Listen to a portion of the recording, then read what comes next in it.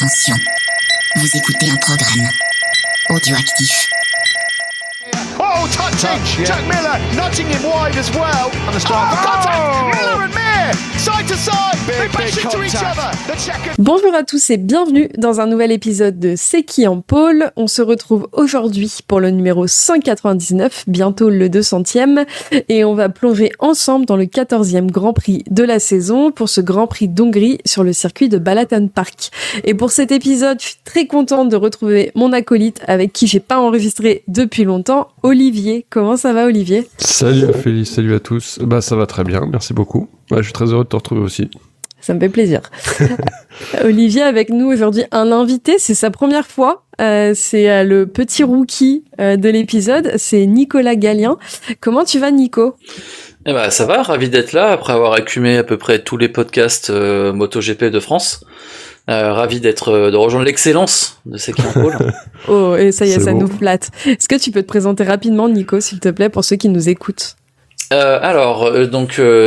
Nicolas Gallien, je suis journaliste de profession, passionné de sport mécanique et de moto GP évidemment. Vous m'avez peut-être déjà entendu avec notre ami Kevin de la boîte à clapper, où je suis intervenu plusieurs fois aussi, la connexion charentaise évidemment, et aussi avec Yann de MotoGP Addict. Voilà en gros mon Bonjour, je mon suis fait Troy d'armes. McClure. Vous m'avez sûrement déjà vu.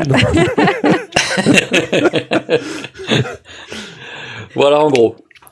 Encore un Charentais par chez nous. Bienvenue. Merci.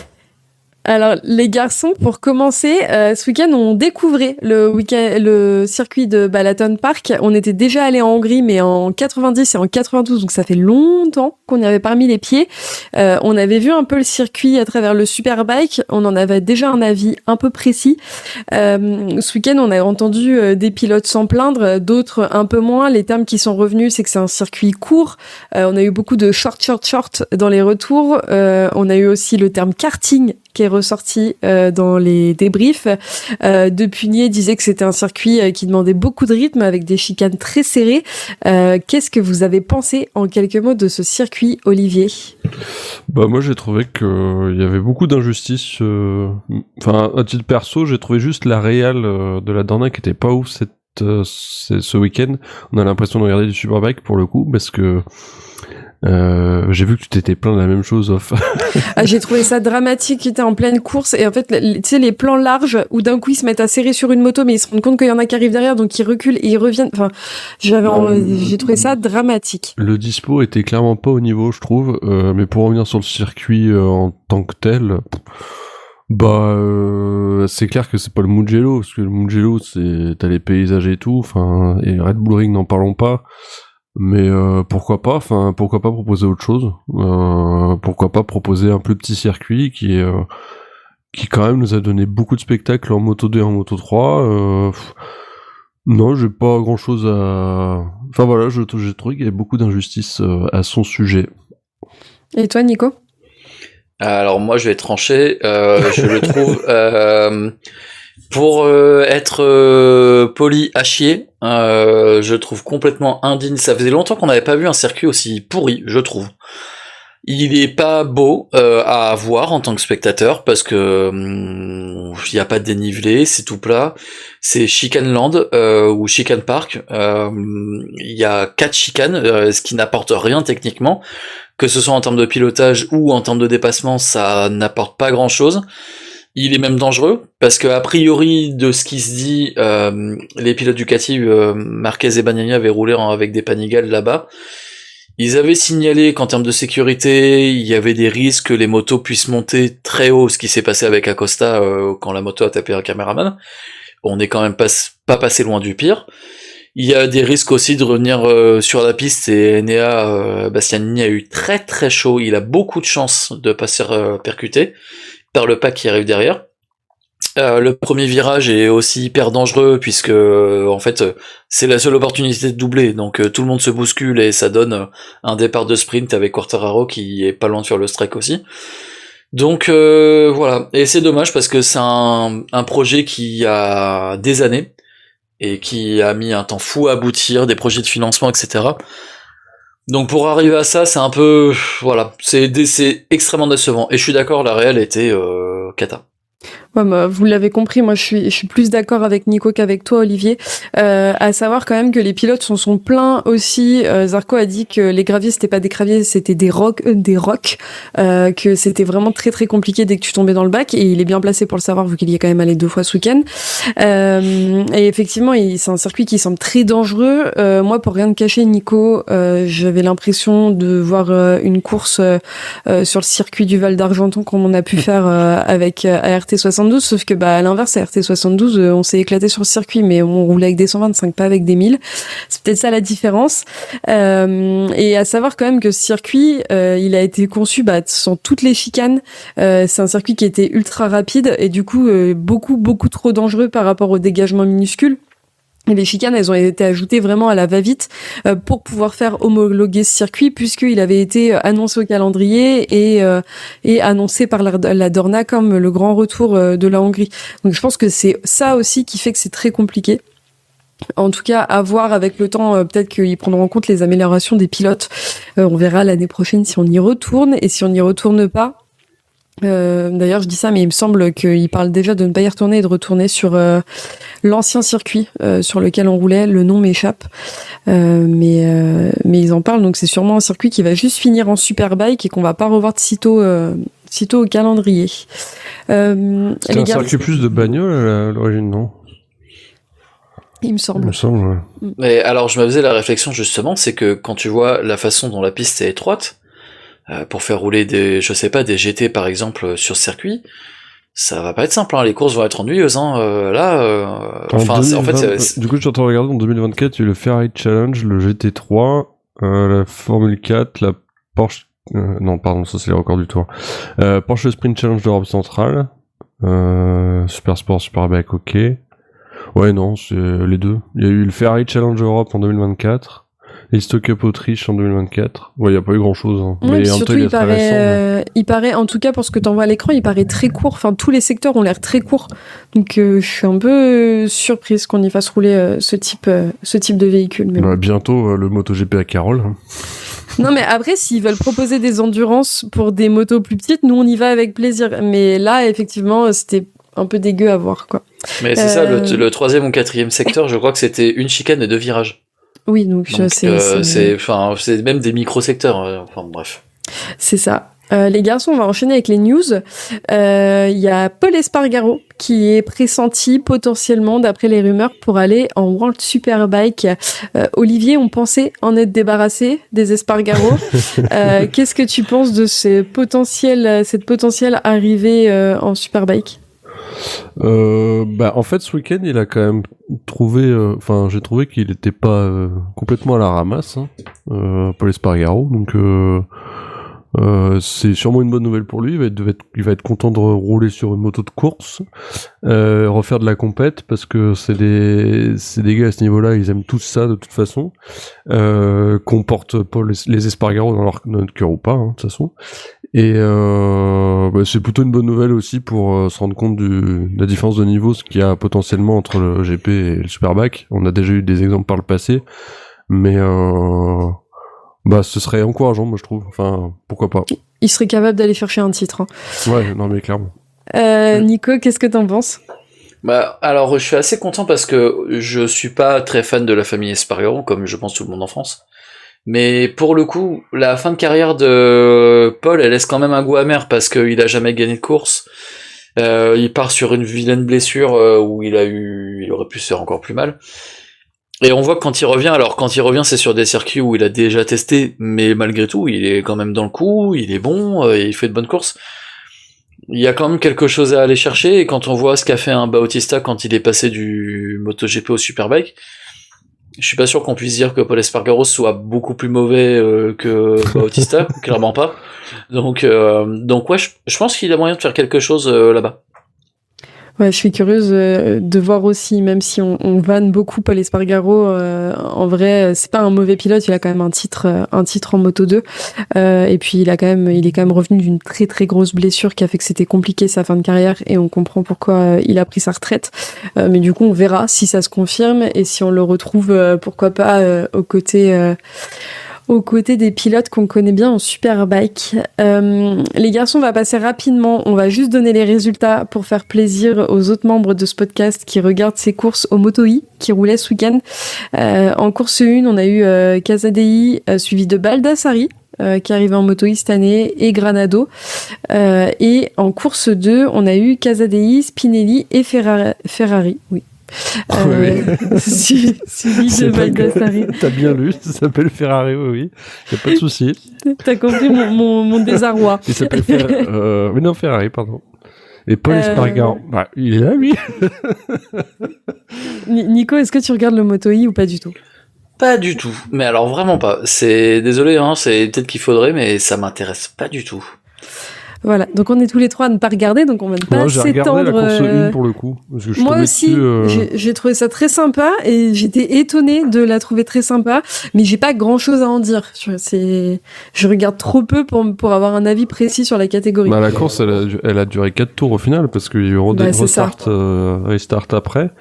Et en plus sur ce circuit-là de karting avec des meules de 250 kg. Alors je sais plus s'ils font encore 250, hein, je me suis pas actualisé. Mais... Je crois qu'elles font un petit peu moins maintenant.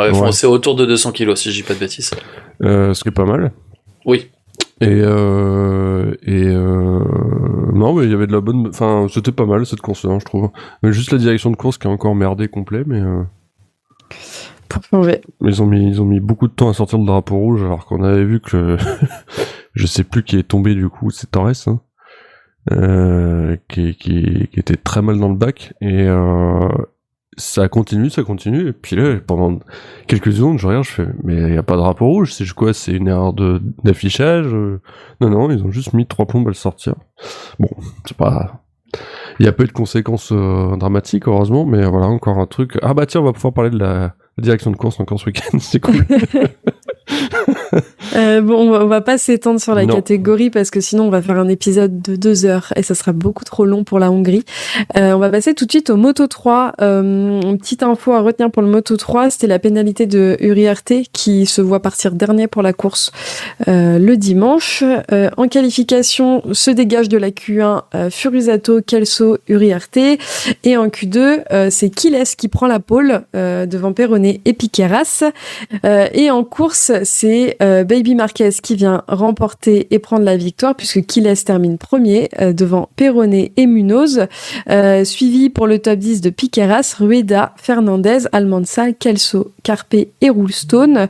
Il y a eu quelques chutes, on a eu 5 chutes avec Ogden, Furusato, Pini, Buchanan et Oshii.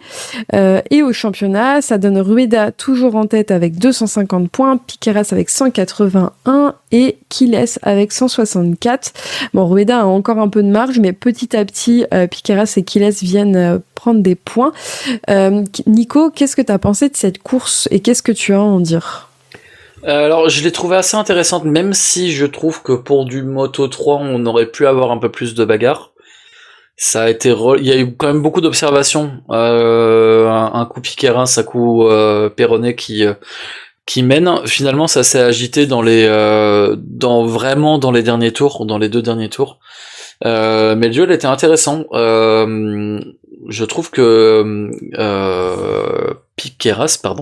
Quiles a été très intelligent et plus intelligent justement qu'en Autriche. Puisqu'en Autriche, il a mené toute une bonne partie de la course et avant de se faire passer et de se faire battre sur la fin.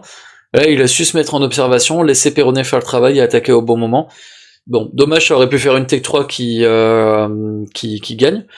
Mais bon, c'est une belle course en tout cas. Et juste pour souligner, Kelso, puisqu'on a quand même une hégémonie quasiment espagnole, Kelso qui part 14 et qui finit 8, bonne course de sa part. Voilà, j'aime bien les pilotes australiens, voilà, je tenais à le dire. Tu rejoins Nico sur le sujet, Olivier ?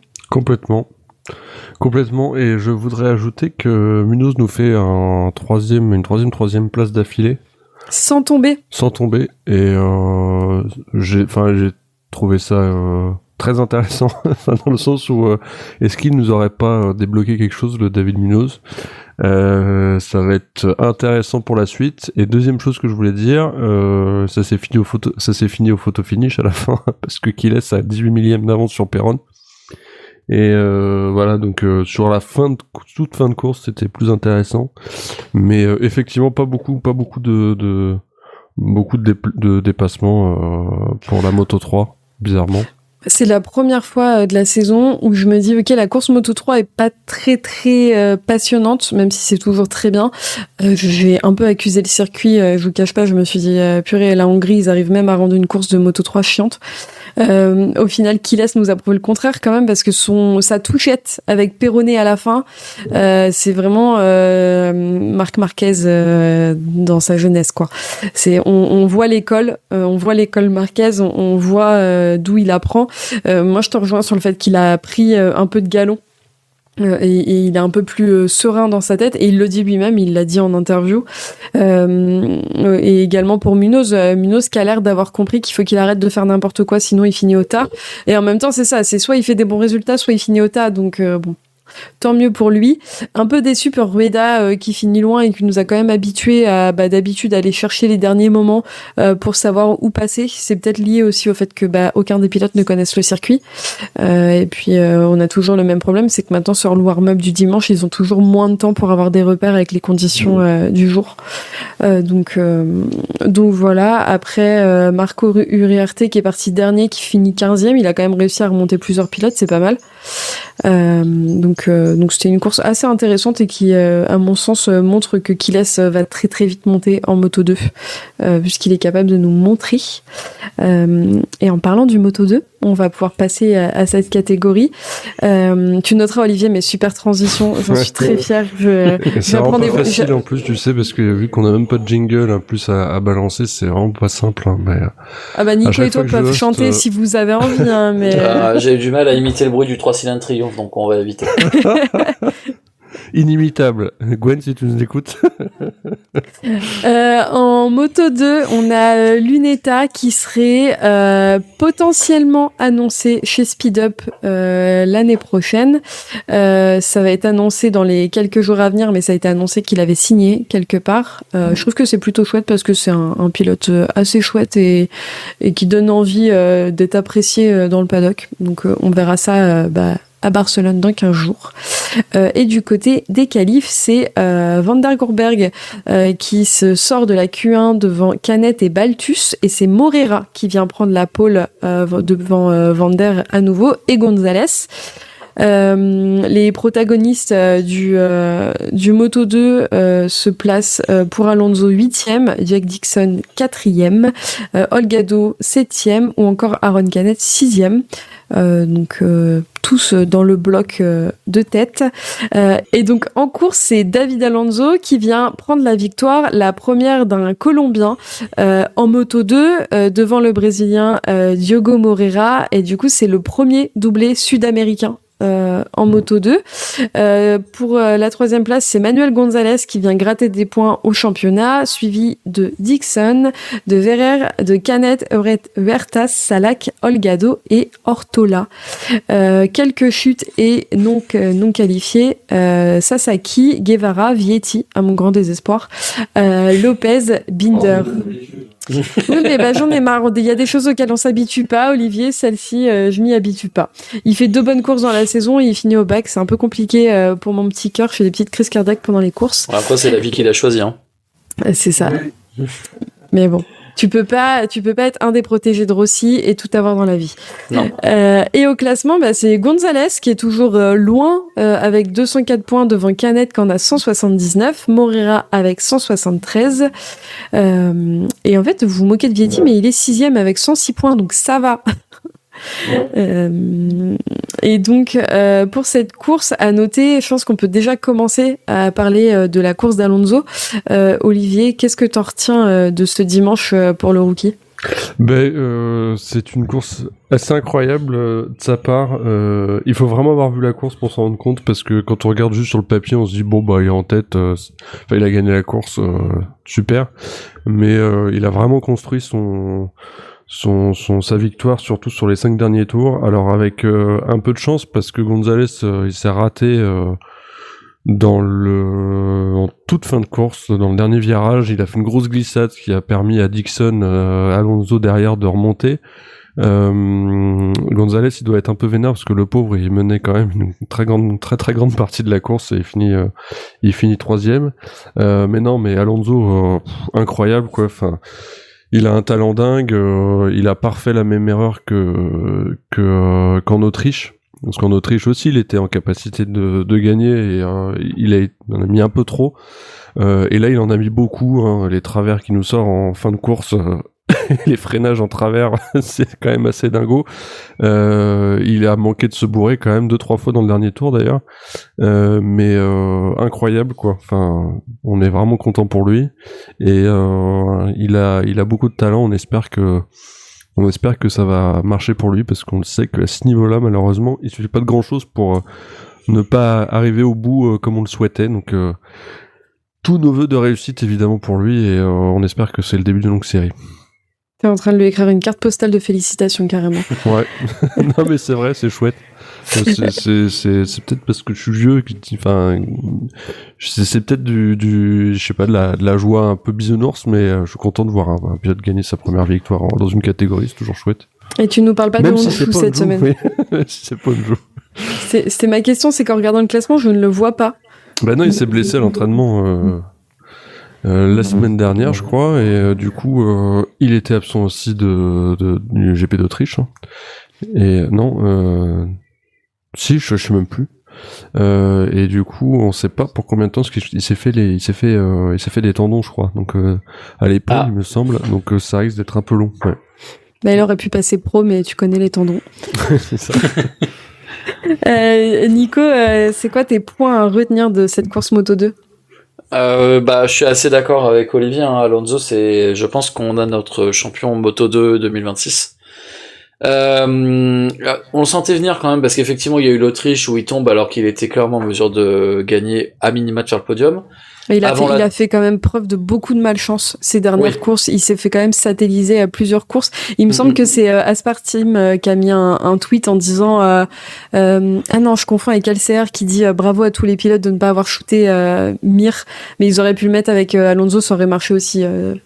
Oui, parce qu'il se fait shooter par Olgado aussi, juste avant la trêve, une ou deux courses avant la trêve, je me souviens plus sur quelle course. C'est ça. Donc, ça montait en puissance quand même, mais là, il a concrétisé, et effectivement, on voit qu'il a la Moto 2 à sa main, qu'il arrive à en faire ce qu'il veut, alors c'est à confirmer, mais c'est sur une tendance de progression quand même des dernières courses, donc c'est super intéressant. Je note aussi, alors effectivement, il a de quoi dégoûter parce on a longtemps pensé que c'était un duel Morera et Gonzalez avant qu'Alonso se mêle à la lutte. Gonzalez finit 3, mais en même temps, il perd que 4 points sur Morera et il creuse sur Canet qui fait du Canet, qui est là sans être là. Un coup il est devant, un coup il est pas devant, il a toujours été hyper irrégulier. Je pense qu'il fera jamais rien d'autre que quelques courses en Moto 2, sauf s'il y a une rumeur Superbike à voir. Mais bon. Donc quand même, Gonzalez s'en sort bien. Il gère son championnat de façon très intelligente, je trouve. Moi, c'est mon chouchou. J'adore cette équipe Intact GP. Je trouve qu'ils font du très bon boulot, que ce soit en Moto 2 ou en Moto 3. Gonzalez, il a un parcours un peu atypique. Il est assez intelligent. Il gère très très bien sa saison, encore une fois. Et il fait des très beaux wheelings quand il gagne. C'est pas rien. Donc voilà, mais course intéressante parce que généralement le Moto 2 dans les 3 catégories, c'est pas forcément la catégorie la plus intéressante. Et là c'est tout le contraire, sur un circuit on pensait que ça allait être un peu chiant. Ouais, en fait le Moto 2 finalement c'est la catégorie la plus intéressante dans les 3. Mais c'est la plus intéressante sur le championnat même en plus. Aussi. Un tag GP qui avait Sergio Garcia qui roulait ce week-end. C'est lui qui est revenu. Oui, tout à fait, il a remplacé Senadius qui était blessé. Et si je dis pas de bêtises, ils ont annoncé qu'il était signé pour l'année prochaine chez Gresini Moto 2. Oui, je crois qu'effectivement tu as raison, c'est chez Gresini. Ouais, Ce qui est une bonne chose, c'est chouette qu'il puisse avoir une nouvelle chance de revenir en Moto 2. Et d'ailleurs, en parlant de Mercato, on a eu des annonces une annonce qui m'a fait être mauvaise langue. Canet a été annoncé pour une nouvelle année en Moto 2 l'année prochaine, donc j'ai dit le titre est perdu parce qu'il va se relâcher et qu'il va pas faire en sorte d'aller gagner cette année. Il a fini 6e dimanche, donc j'ai été un peu mauvaise langue. Et on a Gonzalez aussi, qui a annoncé avoir re-signé en Moto 2. Ce que je trouve vraiment dommage parce qu'il avait potentiellement une opportunité de monter en MotoGP. Oh, il a le temps, faut pas être trop pressé non plus. Enfin... Non, il a le temps, mais quand t'as la porte qui s'ouvre avec le parcours atypique que lui peut avoir en venant du Superbike, c'est toujours intéressant. Oui. Après, il y a du monde en GP aussi déjà. Oui, bah t'as potentiellement Moreira qui va monter, donc. Et il me semblait que de toute façon les transferts dépendent clairement de Moreira en attendant de savoir où est-ce qu'il va aller, si il prend la place d'Oliveira chez Pramac ou s'il va chez LCR. Enfin, c'était un peu flou. Gonzalez, ça peut être un parcours à la Zarco, gagner 2 fois le Moto 2. Par contre, l'année prochaine, faut pas se rater. Parce que... comme tu l'as dit, avec Alonso qui est en face, si Gonzalez va pas chercher le titre cette année, Alonso il aura pris assez d'expérience et d'assurance cette année pour aller chercher le titre l'année prochaine. Ouais, et ça fera comme un Adrian Fernandez qui a le potentiel pour aller chercher son titre, mais qui va devoir attendre la porte ouverte pour pouvoir y aller. Et en fait, la porte ouverte, c'est une grille qui est un peu plus faible que ce qu'il pourrait avoir les autres années, quoi. Enfin, après, pour Alonso, niveau championnat, il y a encore du taf, hein, parce que... Oui, mais c'est un pilote, tu vois, c'est Thomas Morsolino qui en parlait quand il était venu faire l'épisode après le titre d'Alonso, où il disait que c'est un pilote qui accumule beaucoup d'expérience, beaucoup de connaissances, et qu'une fois qu'il est à l'aise dans la catégorie, plus rien ne l'arrête. Et là, c'est ce qu'on voit, c'est que là, il commence petit à petit. Pour moi, c'est ça, c'est petit à petit, il comprend comment ça fonctionne, et il va réussir à aller chercher ce qu'il faut. Et après, on sait que la transition Moto 3 et Moto 2 est toujours beaucoup plus dure que la transition Moto 2 MotoGP, donc laissons-lui le temps. Clairement. Est-ce que vous avez des choses à rajouter en Moto 2, les garçons ? Pour moi, c'est bon. Non, c'est bon. Non, vraiment, fin de course incroyable. Je le répète, mais... Mais les deux, Moto 3, Moto 2, franchement, chez Aspar, ça devait être la fête, le champagne devait être sorti dans tous les sens. Peut-être juste un tout petit mot, excuse-moi, sur Dixon qui était nulle part en Autriche et qui là mène une partie de la course et finit 5 alors qu'il finit 20ème la course d'avant. 4 même, non 4, ouais, 4 ou il 5 finit 4ème. Oui, 4, ouais, tout à fait. Alors qu'il était nulle part la course d'avant. C'est bon. Bah c'est Dixon. Mais tant mieux. Hein. Ouais, voilà, c'est ça, c'est Dixon. Parfois c'est un peu étonnant. Il ira rejoindre les frères Loves en Superbike et comme ça, il pourra garder cette dynamique. Alors on va passer au MotoGP, les garçons, parce qu'il y a plein de choses à dire. On s'attendait à un épisode d'une demi-heure en parlant de la Hongrie, finalement ça nous a fait mentir. La première chose, c'est le mercato. On parle de Miller qui aurait re-signé chez Pramac. Olivier? J'ai aucun avis. Si je vais parler, je vais être méchant. Bon bah Nicolas, alors est-ce que tu as un avis sur le sujet? Vas-y, commence et après j'enchaînerai comme ça. Bah alors c'est voilà. Ça pourrait se résumer à ça en fait. Exactement. Alors moi je peux rajouter si tu veux. On a beaucoup lu de commentaires qui disaient c'est lose-lose pour Yamaha et Miller. À l'inverse, il y a eu des retours qui disaient c'est pas si bête que ça parce qu'en travaillant sur le V4, il garde un pilote qui a touché à peu près à toutes les motos qui ont un V4 sur le paddock et qui pourra faire des retours bien plus précis. Ça je suis assez d'accord. Après en fait moi c'est pas forcément Miller. Ça coûte bière à 3 bandes ça. Ouais c'est ça. Enfin, mais tu vois, moi c'est pas forcément Miller qui me surprend, c'est Rins. Rins, c'est... Enfin, j'ai du mal à comprendre l'intérêt de garder Rins. Alors apparemment, pour qu'il retrouve son niveau, il faudrait lui faire une opération au tibia, à peu près la même chose que ce que Marquez a eu à l'humérus. Donc tout casser, faire une rotation pour qu'il retrouve sa jambe parce qu'il boite encore et il boitera. Dans cette situation-là, a priori, il boitera toujours. Il n'y a pas de solution sauf une grosse opération. On croirait le vétérinaire qui est en train de décrire ce qu'il fallait faire à mon chat quand il a eu un accident de voiture, s'il te plaît. Mais voilà, mais enfin, moi c'est Rins, pour moi c'est une énigme. Je comprends pas pourquoi Yamaha le garde alors qu'il est hors niveau, qu'il y a plein de jeunes qui valent le coup, et même à la limite Miller avec tous les défauts qu'il a, il vaudrait plus le coup sur la gamme musique que deuxième meilleur pilote Yamaha cette année, hein, donc. Ouais, voilà. Oui, enfin, ok, deuxième meilleur pilote Yamaha. Ouais. Oui, bah entre la peste et le choléra, j'ai choisi celui qui te risque de pas te faire mourir, quoi. Super. Non, enfin, je suis méchant, mais moi j'adore Miller, c'est pas un souci, c'est un super gars, mais là, il a pas le niveau, hein. Enfin. Il y a beaucoup plus beaucoup plus, mais j'allais dire beaucoup meilleur, ça se dit pas, mais du coup j'arrive pas à finir ma phrase, mais il y a bien meilleur par rapport à Miller, enfin, c'est triste, hein. Après, la YAM, elle marche pas bien, on est d'accord, enfin, il y a un problème avec cette moto, mais, non, Miller, c'est décevant, on se dit toujours, bah tiens, il va peut-être refaire un podium, ça fait 5 ans qu'on se dit ça, il y a rien, quoi, c'est... Alors, si tu veux que je vous laisse dans cet niveau d'agacement sur le mercato, ça a pas été non, je suis annoncé. pas agacé, c'est juste que je comprends pas. Enfin, je suis pas agacé, mais je comprends pas, ça me plaît pas, quoi. Ouais, il y a plein de trucs qu'on sait pas, forcément, hein, mais.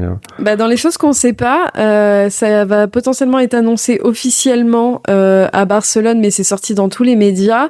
Morbidelli aurait re-signé pour 2026 à la VR46. Nicolas, ton avis sur le sujet? Est-ce que tu penses que c'est Papa Rossi qui est passé par là? Alors, le management de la VR46, c'est extraordinaire. Est-ce que Marini, qui a pas fait grand-chose depuis qu'il est au HRC, a priori va re-signer au HRC.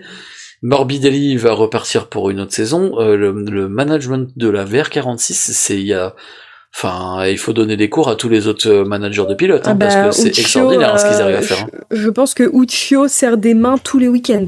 Ouais. Alors après, pour défendre Morbidelli, et Dieu sait que pourtant il est facile à charger, il est pas brillant, mais il fait quand même une bonne saison. Parce qu'il est P6 au championnat, il fait quand même moins d'erreurs, même si parfois il débranche un peu, tu demandes ce qui se passe entre ses deux oreilles. Mais globalement, il fait quand même une bonne saison, il est assez régulier, il tombe pas... Alors, il tombe beaucoup aux essais. En qualif et en course, il tombe pas tant que ça. Il est devant Didier au championnat. Il se bat pour P5. Il peut aller chercher Acosta et finir P5 au championnat. Donc, il a rebondi. Il a quand même passé un paquet d'années où c'était compliqué. Il rebondit. Je pense quand même que malgré tout, il a atteint son plafond de verre et je suis pas sûr qu'il puisse faire beaucoup plus que ça avec le niveau du championnat. Mais bon, c'est bon. C'est pas immérité non plus qu'il re-signe sur une saison. C'est bien plus logique que Miller. Mais je suis d'accord avec vous, les garçons. On fera un point sur le mercato, Olivier, après Barcelone, parce qu'il y a des choses qui vont forcément se décanter dans les 15 jours à venir. Et on va passer à la course et aux qualifs et aux essais, parce que de toute façon, on pourra reparler de ce mercato si on revient sur ces pilotes. Côté qualif, on a Bezzecchi qui a eu un vendredi assez compliqué et qui du coup a fini en Q1. Il a réussi à s'en extirper avec DJA. Et en Q2, c'est Marquez qui vient prendre la pole position devant Bezzecchi et à nouveau DJA. Et donc le samedi, comme d'habitude, c'est la course sprint. C'est Marc Marquez qui va aller signer le all shot. Quartararo, lui, qui est parti 6e sur la grille, a été beaucoup trop ambitieux au freinage du premier virage et il va aller accrocher Bastianini. Il a freiné trop tard, il a pas pris en compte que DJA pouvait potentiellement lui faire l'intérieur et il s'est foiré complètement. Il a les garçons, j'allais les appeler les garçons comme si c'était mes copains. Bezzecchi et Acosta ont été obligés de lever le pied pour éviter l'accrochage et ont perdu pas mal de positions malgré des pas si mauvais que ça de départ. Quelques secondes plus tard, on va se retrouver avec un Bastianini qui va manquer son freinage, qui avait un souci technique à cause de l'accrochage du début de course et entrer en collision avec Johan Zarco qui finit lui aussi au bac. Vraiment, il faisait pas bon d'être français ce samedi. Et Marc Marquez, qui lui est passé au travers des chutes du départ, est en tête de la course devant DJA et Morbidelli, qui ont été très opportunistes et qui ont pris des très bons départs. Derrière les pilotes de la VR46, on va retrouver un Luca Marini et un Joan Mir qui occupent la 4e et la 5e place, mais Mir va comme d'habitude, se louper au freinage et laisser une porte ouverte à Aldeguer. L'euphorie de la course, du début de course passé, la course va être beaucoup plus calme et c'est Marquez qui va s'imposer une nouvelle fois sur la ligne d'arrivée, suivi de DJA et Morbidelli. Pour conclure le top 5, on retrouve Marini et Aldeguer. Zarco et Fabio, vous l'aurez compris, ne sont pas dans ce classement. Et 15e sur la grille de départ, Franco Morbidelli ne va profiter que très peu peu d'effet de course du premier tour puisqu'il va finir 13e. Bezzecchi, lui, qui avait pris un bon départ, va finir 7e. Les garçons, avant qu'on passe à la course du dimanche et qu'on débriefe de tout ça, en un mot, votre ressenti sur cette course sprint, Olivier? On prend les mêmes et on recommence. Ça fait pas un mot, mais ok. Et Nico? Bof. Parce que ça fait un mot, bravo. Voilà, ça fait un mot, il n'y a pas grand chose de plus à dire, voilà. Très bien. Et bah passons à la course du dimanche, on verra si vous avez plus de choses à rajouter. Non mais il y a plein de choses à dire, on les redira après. Mais... Le dimanche, le premier rebondissement du Grand Prix, c'était avant même l'extinction des feux, puisque Fabio Di Giannantonio est victime d'un problème sur sa machine. Après le tour de formation, il va devoir laisser sa super 3e place sur la grille et rentrer au box, enfourcher sa 2e moto et prendre le départ depuis la voie des stands. Au départ, c'est Marco Bezzecchi qui va prendre un très bon départ et surprendre Marc Marquez en ressortant en tête du premier virage après un léger accrochage entre les deux pilotes qui permet à Franco Morbidelli de s'intercaler. Bastianini, lui, va encore faire le clown pour ce week-end. Il perd l'avant dans la chicane, dans une chicane, et va traverser la piste en glissant. Je pense que toutes les personnes devant leur télé ou dans le paddock ont eu le souffle coupé en attendant d'être sûr qu'il allait bien, puisqu'on a vu toutes les motos lui passer autour. On voit Marini lui passer vraiment très très proche du pilote et Bastianini regarder derrière lui pour être sûr de pas se faire percuter. Par chance, personne ne le percute. Mais il a du coup pas eu le temps de purger son long lap qui serait, d'après certaines sources, du coup annulé puisqu'il est considéré comme suffisamment pénalisé en ne finissant pas la course, et d'après d'autres sources comme le site de MotoGP.com, a purgé à Barcelone. On aura la réponse dans 15 jours. Alex Marquez, lui, va être victime d'une chute de l'avant. Et il va quand même réussir à remonter sur sa machine pendant que Marco Bezzecchi et Franco Morbidelli vont tenter de distancer Marc Marquez. Le choix des pneus va être important ici puisque les deux ont pris des pneus tendres face à Marquez qui lui va avoir fait le choix de la gomme médium, et il va réussir, Marquez, à rester au contact des deux Italiens.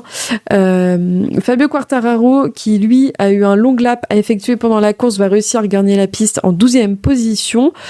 Pendant ce temps-là, Marquez va réussir à se défaire de Morbidelli, puis à remonter en étant à 8/10 de Marco Bezzecchi. Il se retrouve... Morbidelli, lui, sous la menace d'Acosta, et il va lui céder la place quelques tours plus tard. Marquez attaque, mais voit ses deux premières offensives repoussées par Marco Bezzecchi qui a réussi à tenir tête à l'Espagnol. Le duel va permettre à Acosta de revenir à 1 seconde des deux pilotes. Et la troisième tentative sera la bonne puisque Marquez va prendre la tête de la course pour ne plus la lâcher jusqu'à la fin. Et Bagnaia, lui, va retomber dans ses travers puisqu'il manque son freinage dans une chicane et traverse le bac à gravier, ce qui lui vaudra un long lap, vraiment un week-end à oublier pour le pilote, et il va se retrouver derrière Paul Espargaro. À l'avant, Marco Bezzecchi va se rater et va laisser la place à Pedro Acosta. Et derrière, on voit surtout un Jorge Martin qui remonte de la 17e position à la 5e pour au final finir la course avec un Marc Marquez en tête, suivi d'Acosta et Bezzecchi, et viennent compléter le top 10 Jorge Martin, Marini, Morbidelli, Binder, Espargaro et Bagnaia. Et Quartararo en bon 10e. Zarco, lui, n'est pas classé puisqu'il fait partie des chutes avec Zarco, Miller, Fernandez, Mir et Bastianini. Au championnat, je ne vous apprends rien, les garçons, si je vous dis que c'est Marquez qui est en tête avec 450 points, devant Alex Marquez qui en a 280 et Bagnaia avec 228, suivi de pas si loin avec Bezzecchi avec la 4e position qui n'est autre qu'à la 31e place du podium pour la fin du championnat. À noter quand même pour cette course qu'on a un top 5 avec 4 constructeurs différents, avec Marc Marquez sur une Ducati, Acosta sur une KTM, Bezzecchi et Martin sur une Aprilia et Marini sur une Honda. C'est la première fois depuis le Grand Prix d'Inde 2023 que 4 constructeurs différents terminent dans le top 5. Nicolas, est-ce que tu as plus de choses à dire sur cette course du dimanche ? Alors, on parlait de la réalisation en introduction. Là où ils sont ratés justement, je trouve qu'on a quasiment pas vu Martin de la course. Exactement, j'allais le dire. Et alors, je vais faire court, je vais te laisser développer, mais c'est dommage parce que c'est rien à développer. T'as raison. Non, mais c'est dommage parce que c'est sur un circuit où c'est quand même pas simple de doubler. Il remonte beaucoup. Parce qu'il partait combien il partait notre bon Jorge, il partait 16e, donc c'est quand même énorme, ça a remonté. Et on l'a quasiment pas vu, donc c'est dommage. Après, quoi d'autre à dire sur la course? Bon bah voilà, Marquez qui, même sur un circuit qui est pas simple pour des MotoGP, gère comme il veut, il attaque au moment où il a envie. Alors même si c'est intéressant, Bezzecchi c'est le seul qui lui offre un tant soit peu de résistance, et c'est beau à voir parce que c'est beau ce que fait Bezzecchi avec cette Aprilia. Malgré tout, l'Aprilia il manque encore un peu de constance sur toute la course. On a l'impression que passé mi-course, la moto a quand même du mal à gérer l'usure des pneus, et il y a un drop de performance qui est plus important que sur les autres machines. C'est ce que ça donne, c'est l'impression que ça donne visuellement. Bah c'est les retours qui ont été faits par Bezzecchi après la course. Il a dit que sur l'ensemble du week-end ça avait été compliqué le vendredi et qu'il avait réussi à trouver un petit truc le samedi qui lui a permis de faire ce qu'il avait fait malgré l'incident en début de course, mais que surtout il avait fait une erreur en course et que c'est aussi ça qui lui avait fait perdre beaucoup de temps sur la deuxième partie de course. Ouais. Et puis t'as Marquez en face, il suffit que tu prennes large ou un moment ou que tu perdes une demi-seconde dans un tour, t'as Marquez derrière qui te double et puis après t'es dégoûté, donc tu perds une seconde par tour parce que t'es deg. Hein. Ça peut aller très très vite. Ouais, complètement. c'est terrible, hein, mais c'est comme ça, quoi. Et alors juste un petit mot après pour terminer, Acosta qui a jusqu'au dimanche qui était passé à côté de son week-end, et alors qu'il y avait de belles promesses ce vendredi, il rectifie quand même très bien la barre le dimanche. Et ça fait plaisir aussi de voir que KTM ça va mieux, parce que Bestia il manque pas grand chose pour concrétiser ce qu'il arrive il arrive pas à mettre tout bout à bout, mais il y a moyen de faire de belles choses. Il y a que Binder dans tout ça où c'est très moyen, alors qu'il a longtemps été premier KTM depuis ces dernières années. C'est bof. C'est très bof Binder, mais voilà, KTM ça va un peu mieux, quoi. Pour parler de KTM, c'est le meilleur résultat en MotoGP pour Acosta depuis sa deuxième place en Indonésie l'année dernière. Il a déclaré pendant la conférence de presse, il a dit, pour le citer, tout semblait assez facile vendredi, puis samedi a été désastreux. Parfois, il faut que je me calme un peu et que j'essaie d'obtenir un résultat normal. Je pense que sur ce circuit, le fait de se qualifier loin de la première ligne était le plus gros problème. On peut être heureux car après cela, les mécaniciens ont dû me fournir 2 nouvelles motos suite aux 2 accidents que j'ai eu vendredi et samedi. Maintenant, la moto est plus fiable à piloter. On a bien plus de marge pour faire des erreurs. Avant, la moindre erreur nous envoyait directement au sol. On a progressé sur ce point et on a plus de marge de manœuvre. Oui. Il est en train de dire qu'il peut l'enquiller plus sur la meule sans avoir peur de se bourrer. C'est exactement ce qu'il dit. Ouais. Non, j'ai tapé trop dans la meule et là on a gagné un peu en marge, donc je peux taper encore plus dedans sans me bourrer. Bon bah c'est cool les gars. Ouais bah très bien.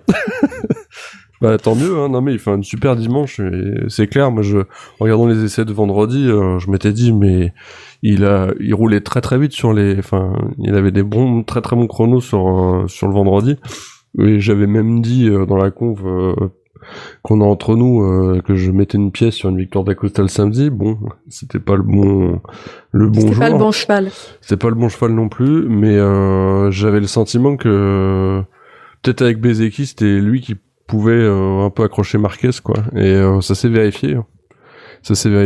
Enfin accroché. Il y a 4 secondes à la fin de course, mais à la fin de la course, mais à suivre, ouais. Quand il se bourre pas, puis il a vraiment un style. Ouais. Ça, son style, c'est vraiment un truc. Même Marquez à côté, il fait propre, quoi. Enfin, c'est ça qui est ouf. C'est qu'Acosta, Ricardo Lacoste, il fait ah ouais, ça bouge, ça machine, ça truc. C'est génial à le voir rouler, quoi. Donc, non, c'est chouette. Pour en finir avec KTM, on note quand même les grosses erreurs de Bastianini ce week-end, qui fait encore des déclarations un peu lunaires. Si c'est vraiment, il se bourre et limite c'est pas sa faute. Donc j'ai trouvé ça un peu nul derrière les retours médiatiques qu'il a pu faire, puisque il a donné l'impression de pas prendre en considération le fait qu'il fallait qu'il fasse attention à où il freinait le samedi, alors qu'il a quand même emmené Zarco avec lui. Donc c'est un peu dommage. Oui, et puis pendant ce temps-là, t'as un Paul Espargaro qui fait 8ème, quoi, avec la Tech 3, donc Bah c'est ce que vous disiez en début de débrief, c'est que il est bien, limite mieux que quand il était titulaire en MotoGP. Ouais, c'est ça qu'il faut. Je pense honnêtement que c'est le manque de pression sur les épaules lui fait du bien aussi. Après sa blessure, c'était quand même très compliqué à ce niveau-là. On va faire un petit tour par chez Honda avec un très bon résultat de la part de Marini qui termine 5e. Zarco plus compliqué puisqu'il chute ce week-end. Nico, est-ce que tu penses que Marini, qui fait un très bon retour depuis sa blessure, a enfin compris comment faire fonctionner la Honda? Alors, il a aussi enfin compris comment bien utiliser un nouveau bras oscillant, un nouveau carénage et une nouvelle définition de cadre aussi, je crois, que Zarco avait pas. Et ce que je trouve d'ailleurs un peu abusé. Là, Puig, j'ai une dent contre lui là quand même, parce que je ne comprends pas comment un pilote comme Zarco, qui met depuis 2024 son total de points est supérieur au total de points de Marini et de Mir, et même de celui de Nakagami, et c'est le total des 3 autres pilotes est tout juste supérieur à celui de Zarco. Mais par contre, Zarco a pas les pièces en premier, alors que il porte la marque et il marque beaucoup plus de points que tous les autres. Je comprends pas ça, donc Je pense que c'est contractuel, pardon, je te coupe Nico, mais Ouais. je pense que de toute façon, c'est la team usine qui a les pièces en premier. Hein. Oui, Alors, oui, ça. c'est Michel aussi simple que Turcot, ça. c'est Michel Turcot qui en parlait dans un débrief où il disait que de toute façon, normalement, dans ce qui est prévu contractuellement, c'est que les pilotes usines, donc Marini et Mir, ont les pièces, ils les testent et Zarco les a 1 à 2 courses après. Et que là, on en fait des caisses entre guillemets parce que les médias on citera pas qui, mais on sait, en ont parlé et on en fait des caisses tout le week-end, et ce qui a compliqué les choses. Et en plus de ça, il y a eu pour Zarco toute l'histoire de il veut passer chez Honda officiel. Et puis la perf, la relative perf des... Enfin, il y a du mieux chez HRC depuis 2-3 courses quand même. Enfin, Marini, quand il roule bien, il fait du top 8, top 7 assez relativement facilement, quoi. Enfin, facilement avec des guillemets, mais Mir était pas mal en Autriche avant de tomber aussi. Et Mir était pas mal aussi ce week-end. Il joue de malchance encore, le pauvre, hein, mais il se battait pour le top 5 en début de course, hein, donc et il a fait des très bons chronos aussi le samedi et le vendredi, donc c'est clair qu'on en fait beaucoup trop sur cette histoire de pièces Zarco, pas Zarco, quoi. On en fait beaucoup trop sur ça, et on en fait à mon sens beaucoup trop sur l'histoire du mercato aussi. Marini et Mir, quand ils ont été interrogés sur cette histoire de pièces pendant les débriefs, ils ont répondu...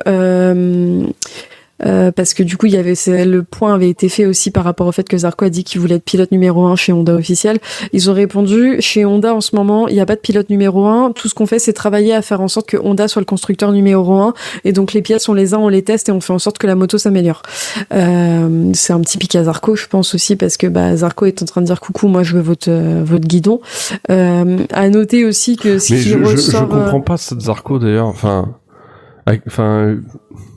c'est pas du tout dans son état d'esprit. Enfin, alors, quelqu'un lui a suggéré ou... dans les débriefs, encore une fois, c'est Michel Turcot qui était sur place et qui en a débriefé en ce sens.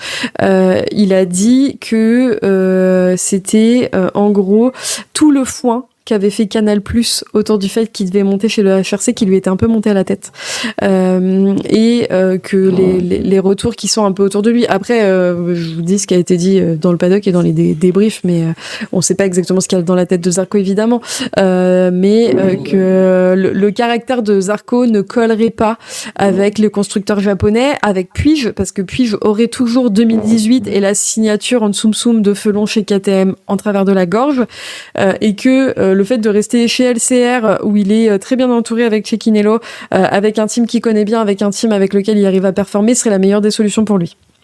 Mais oui, c'est pour ça que je comprends pas du tout. Ouais, je suis d'accord avec toi, Olivier. Ça m'a surpris aussi de la sortie et la façon dont il est sorti dans les médias. C'est pas son genre. Ça m'a un peu surpris, ouais, effectivement. Mais oui, par contre, clairement, je pense qu'il y a on le sait pas et on le saura sans doute pas, mais je pense qu'il y a un passif entre Puig et Zarco. Ouais, c'est certain. Ça me paraît évident, effectivement. C'est certain. Les garçons, on va passer rapidement à Aprilia. Vous en avez déjà dit beaucoup de choses.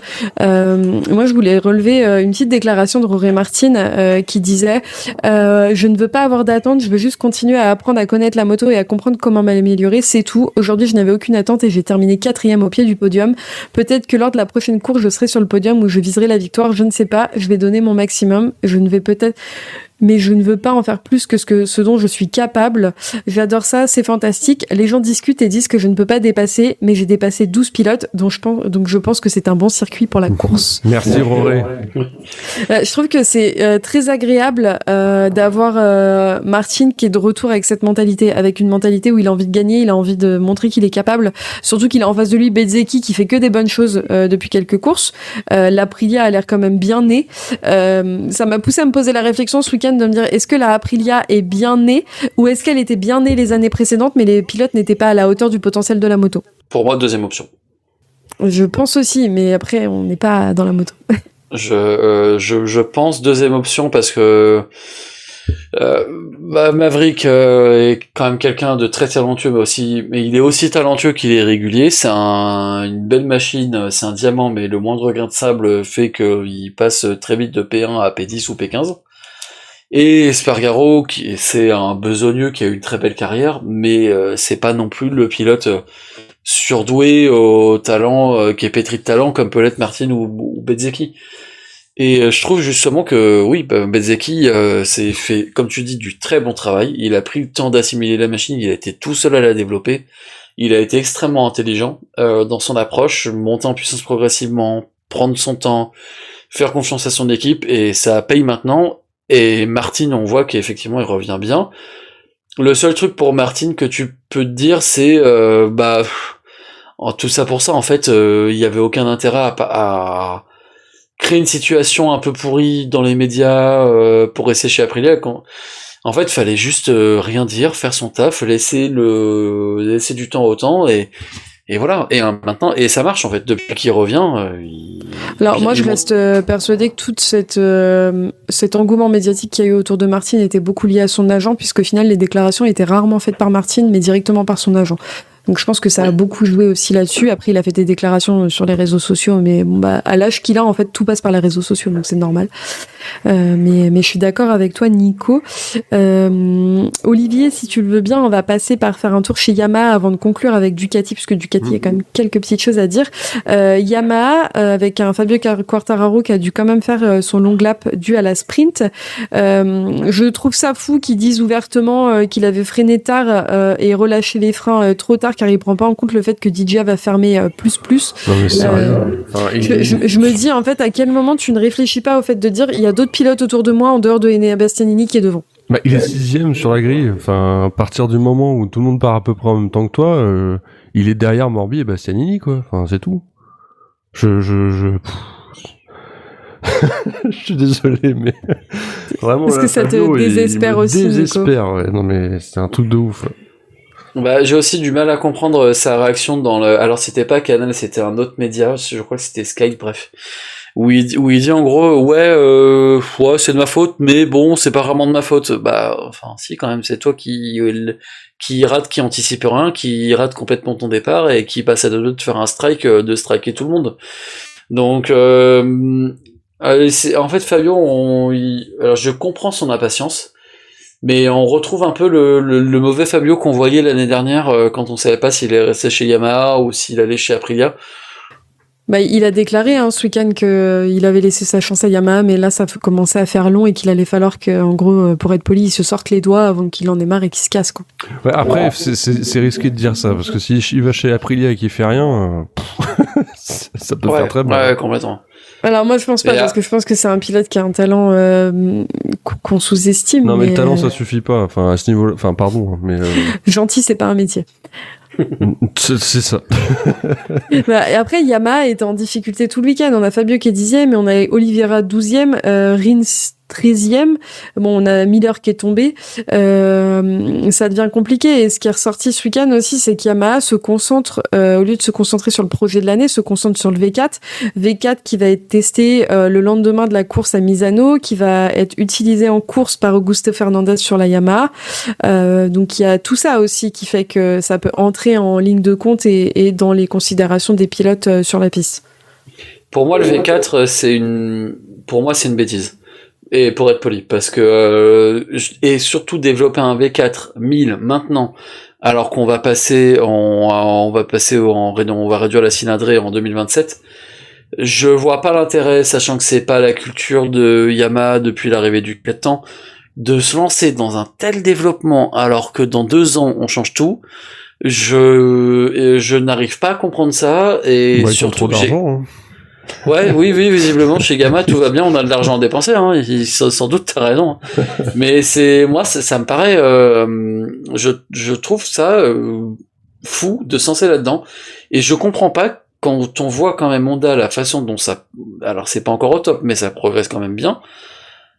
Normalement, Yamaha, il y a quand même un des pilotes, Quartararo, on l'aime ou pas, mais ça reste quand même un des pilotes les 3-4 plus talentueux du plateau, à mon sens.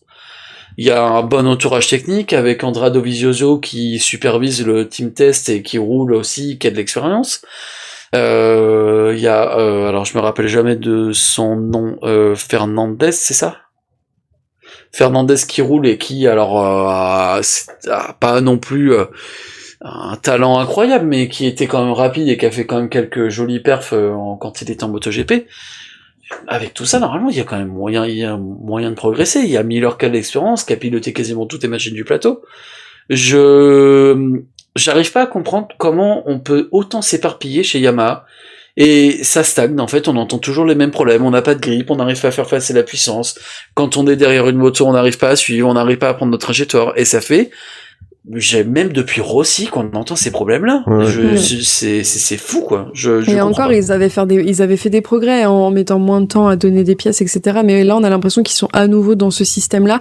Après, il y a un des ingénieurs de Yamaha qui a dit vaut mieux se concentrer sur un seul projet, à savoir le V4, que de se mélanger à faire plusieurs projets et au final être perdant parce que tu fais ni l'un ni l'autre bien. Ouais, ça s'entend. Ça s'entend. On verra ce que ça donne dans les semaines à venir et surtout après les tests du V4 à Misano et si ça s'améliore pour les pilotes. Et on verra ce que Fabio Quartararo en redit dans les médias. Les garçons, on va clôturer avec Ducati. Ducati pour lequel on a eu un retour à nouveau de Michel Turco d'ailleurs, puisque lui était sur place, donc forcément c'est plus simple, qui disait que Ducati, comme on le sait, avait amené tous leurs pilotes tester le nouveau circuit avec les Panigale et d'habitude, faut savoir que sur les nouveaux circuits, les séances du vendredi sont rallongées pour permettre à tous de découvrir le tracé. Donc comme à Mandalika ou à Bud, mais c'est une décision que les constructeurs doivent prendre à l'unanimité. Devinez qui n'a pas donné son accord ce week-end pour que les séances soient rallongées. Ducati. Exactement, Ducati. Ducati, puisque ils ont gardé cet avantage pour eux, avoir des pilotes qui connaissent le circuit, pas les autres. Ça a payé pour Marc Marquez, évidemment. Marc Marquez qui, ce week-end, décroche sa 72e victoire en MotoGP. C'est sa 7e victoire consécutive. C'est une première depuis 2014, l'année où il avait remporté les 10 premières courses de la saison. Et la seule fois où il avait gagné 7 GP d'affilée. Et il devient du coup le premier vainqueur à Balaton Park en remportant une victoire sur son 22e circuit différent. Le mec ne s'arrête plus. Il est à une victoire d'avoir autant de victoires sur des circuits différents que Rossi.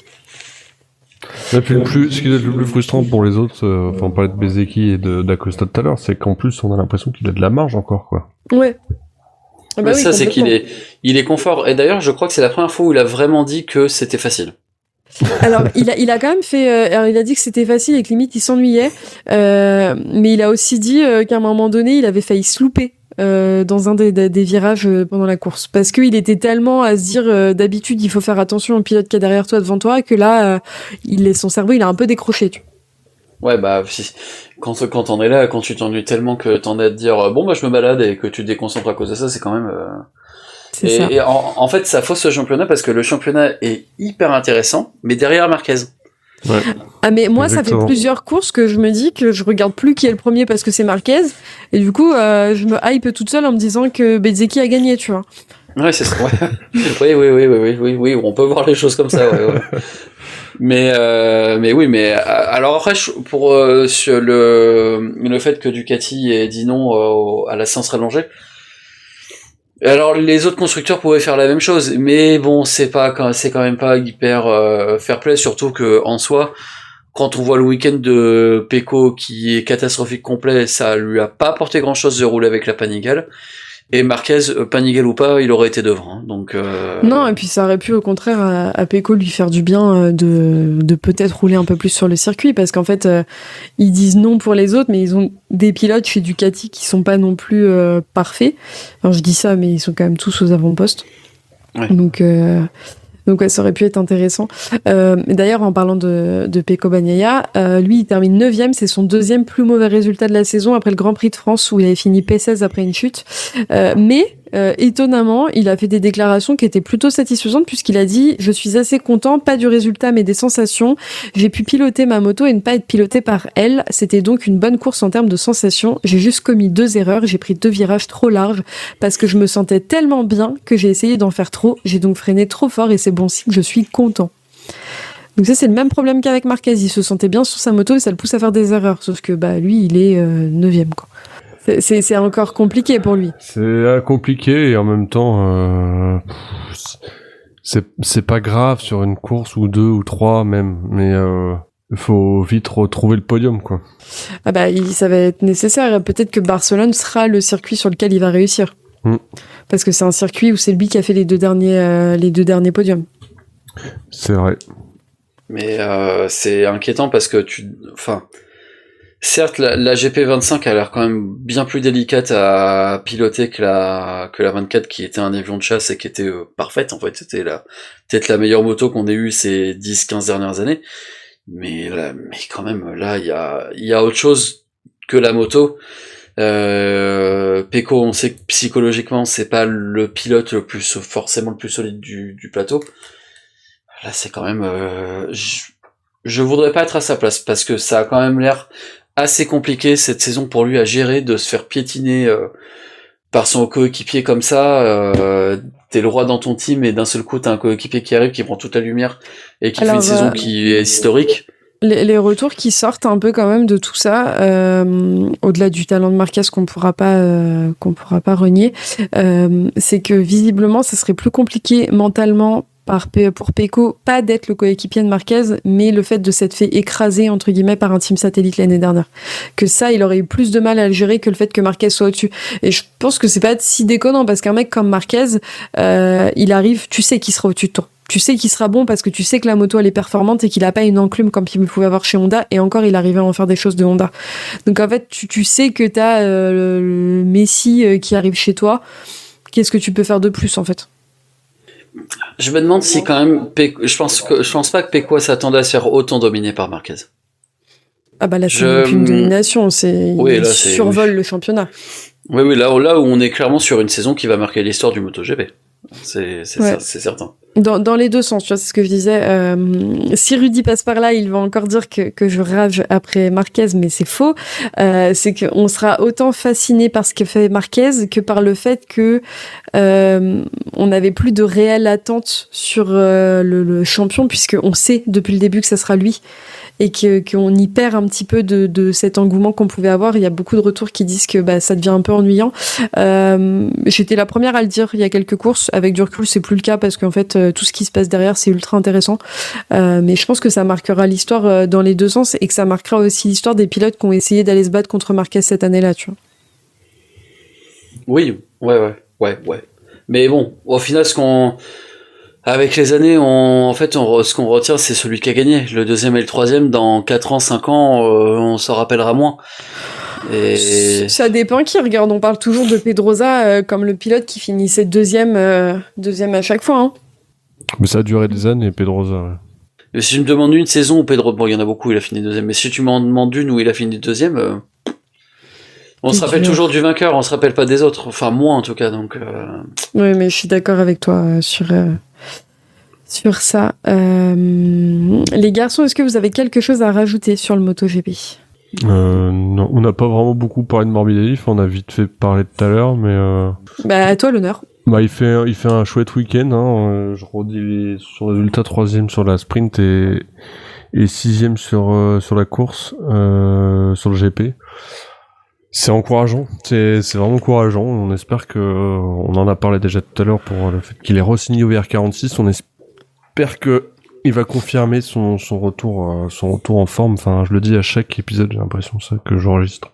Mais c'est, enfin, ça commence à être un peu régulier, donc c'est intéressant. Bah, de la même manière que DJ a fait un plutôt bon week-end et Aldeguer aussi. Ouais, le dimanche il finit sur le podium. Le samedi il finit sur le podium. Ouais, parce que le dimanche il est 15ème, hein, donc est-ce qu'on peut vraiment parler de bon week-end ? Mais du coup, il est quand même, il a eu un problème technique, il a fallu qu'il remonte les pilotes. Enfin, il finit 15ème, sachant qu'il y a eu des chutes. Ça à prendre en compte aussi. Et je dis Aldeguer, mais Aldeguer a quand même fini 16ème dimanche, mais le samedi il a fait plutôt une belle course. Ouais. Les garçons, avant qu'on clôture, votre pronostic pour Barcelone, Olivier? Marquez. Et Nico? Marquez aussi, je vais pas être très original, mais je vois bien moyen d'un double podium Aprilia. Moi je vois bien, et je dis ça en essayant d'être objectif, mais au moins un podium Bezzecchi et Martin allaient faire des belles choses. Ah oui, ça sans doute. Mais sur la victoire finale, je pense qu'il n'y a pas... Enfin... Ouais. Moi, sauf surprise. On sait jamais ce qui peut se passer. On sait jamais. Hein. Ouais, c'est ce qu'on se dit a... à chaque début de GP. On dit, ah tiens, Marquez est 3ème. Et puis, 5 tours plus tard, oh bah il est 2ème. Un tour plus tard, bon bah il l'a doublé quand il a voulu. Ok, merci, au revoir. Allez, j'ai éteint la télé, ça me saoule. Ouais, c'est clair. Non, mais encore une fois, le fait qu'on ait l'impression qu'il est de la marche, c'est ça qui est le plus ouf. C'est qu'il est facile en fait. Moi j'ai l'impression de voir un chat qui s'amuse avec des souris, tu sais. Ouais, c'est dingo. Ça. C'est ça, et puis tu vois qu'il fait ce qu'il veut avec ses repères de freinage, tous les pilotes, quand il suit, ça va surtout marquer en Autriche, quand il suit Bezzecchi, tu vois Bezzecchi qui optimise toute la piste, alors que pour tu vois qu'il est pendu, et tu vois Marquez il est toujours, enroule, tu vois, ouais c'est ça, il enroule. Il enroule sur le couple. Ouais, non mais c'est ça, tu vois, il est jamais, il est toujours décalé quand tu vois, quand en vibreur extérieur par exemple, t'as Bezzecchi qui est à ras de la zone verte et de la fin du vibreur. Ouais. Quant à Marquez, il est tellement confort, il est même pas sur le vibreur. Il est 15-20 cm plus à l'intérieur, il est tranquille, il enroule, et il double quand il veut. Et dès qu'il double, il met 7-8 dixièmes. C'est hallucinant. C'est comme quand toi tu roules avec un mec qui a plus d'XP sur circuit, toi tu trajectes à mort, t'essaies de gagner le moindre centimètre, et tu vois le derrière qu'on roule, et tu te dis bon, enfin, quelle heure d'enrouler, tu fais bon bah ça sert à rien, là je me fatigue en un tour, je transfère déjà. Et t'arrives pas à le lâcher, ouais. Et là, à ce niveau-là, c'est hallucinant, quoi. Parce que c'est pas des peintres, hein, évidemment. Ouais. Mais, ouais, c'est dingo. Bon les garçons, on va conclure puisque je pense qu'on a fait le tour. On se retrouve pour les auditeurs le week-end du 5 septembre en Espagne à Barcelone. D'ici là, si vous avez envie de parler de MotoGP, vous pouvez nous retrouver sur Twitter, Facebook, Discord et nous écouter sur toutes les bonnes plateformes, y compris YouTube. Nicolas, vous pouvez le retrouver. Je sais pas, dis-nous Nico. Sur Instagram, Nico-8G2LN. Voilà, donc vous pourrez aller le retrouver sur Instagram. En attendant, moi je vous dis à très vite et merci beaucoup les garçons. Merci, ciao à tous. Merci, ciao.